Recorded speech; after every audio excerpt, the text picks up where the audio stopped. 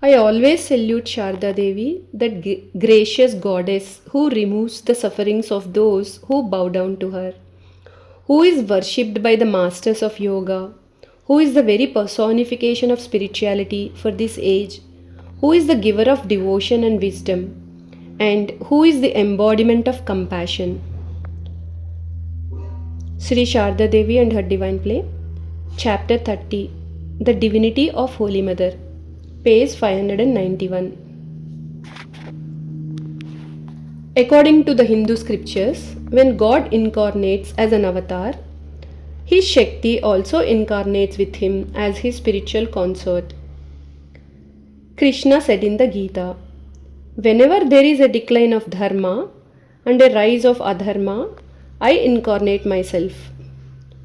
In the Chandi, the Divine Mother said, "Whenever the demonical powers try to disrupt or destroy this world, I shall incarnate and destroy those enemies of divine beings." Some religions believe only in the fatherhood of God, but Hinduism asserts both the fatherhood and motherhood of God. Brahman is consciousness and devoid of form, so it can manifest as male or female.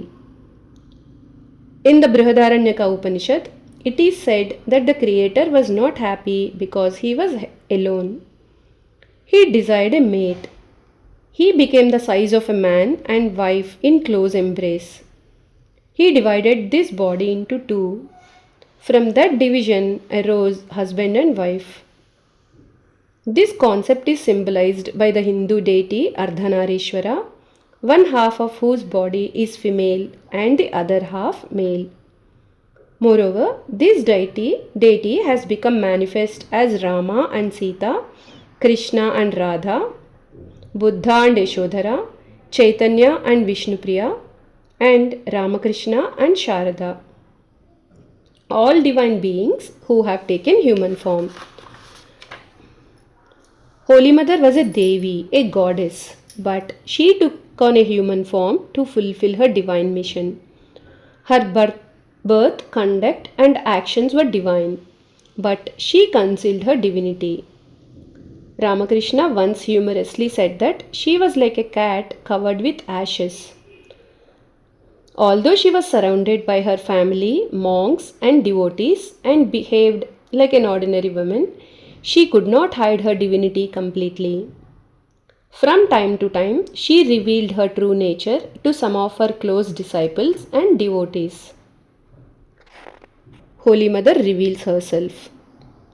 One way to recognize divine beings is when they speak about themselves. Otherwise, it is not possible for ordinary beings to comprehend the infinite Lord.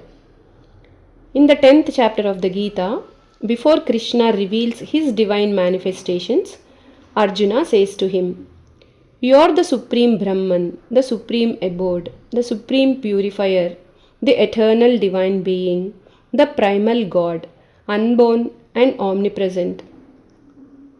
So say all the sages, including the divine sages Narada, Asita, Devala, Vyasa. You also say so unto me.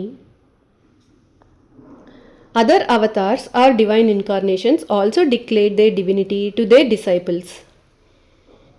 Krishna said, "Fools disregard me when I assume a human form, for they are unaware of my higher nature as the Supreme Lord of all beings." At many points in this book, I have related important incidents pertaining to Holy Mother's divinity. Chapter 2 narrates the divine circumstances surrounding Holy Mother's conception. Chapter 3 describes the period in Kamarpakur after her wedding when 8 young girls, the 8 confidants of the Divine Mother, accompanied her. Chapter 5 describes in detail Holy Mother's encounter with the robber in the meadow of Telobhelo and how the robber and his wife saw Mother Kali in her. Chapter 11 tells how Holy Mother took her terrible form of Bagala to subdue crazy Harish who was threatening her. Ramakrishna was fully aware of Holy Mother's divinity. When he spoke about her to his disciples, he said, "She is Saraswati, the goddess of learning. She has assumed human body to impart wisdom to human beings, but she has hidden her celestial beauty, lest people, by looking at her, should befall their minds with sinful thoughts. When Hriday was jealous of Holy Mother and treated her rudely, the master cautioned him, saying, "Look here, you may insult me, but don't hurt her feelings. If he who dwells in this body, he says, you may somehow get by. But if he who dwells in her body, he says, no one, not even Brahma, Vishnu, or Shiva, will be able to protect you." Jai Ma.